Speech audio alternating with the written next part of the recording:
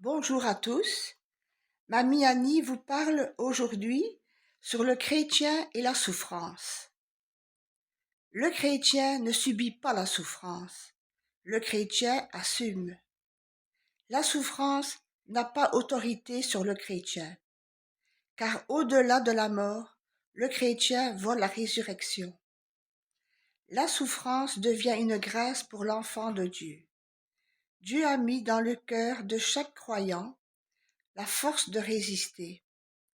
Ce n'est plus moi qui vis, mais Machiaï, donc le Messie, qui vit en moi. Toute la vie, il faut mourir à soi, à notre vieille nature. Nous avons un ennemi commun, c'est Satan. Il s'attaque aux enfants de Dieu. C'est la plus grande souffrance que les parents puissent avoir, de voir martyriser ses enfants. De 1 Corinthiens, chapitre 10, verset 13, il est dit: aucune tentation ne vous est survenue qui m'ait été humaine, et Dieu, qui est fidèle, ne permettra pas que vous soyez tentés au-delà de vos forces. Mais avec la tentation, il préparera aussi le moyen d'en sortir, afin que vous puissiez la supporter. Il peut permettre l'épreuve pour fortifier un chrétien.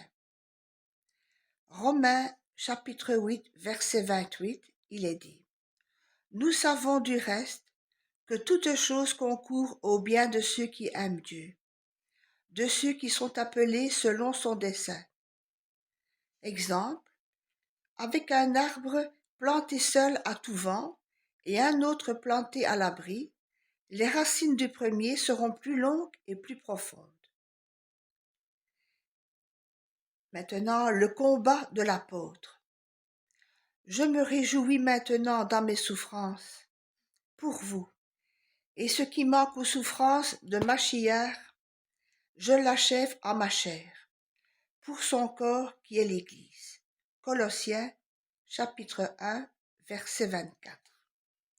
Nos souffrances sont sanctificatrices, purificatrices, mais ne sont pas expiatoires et salvatrices. Et voici la pensée du jour. Que votre foi soit fondée non sur la sagesse des hommes, mais sur la puissance de Dieu. 1 Corinthiens, chapitre 2, verset 5. Que le Seigneur vous bénisse et vous éclaire. Amen.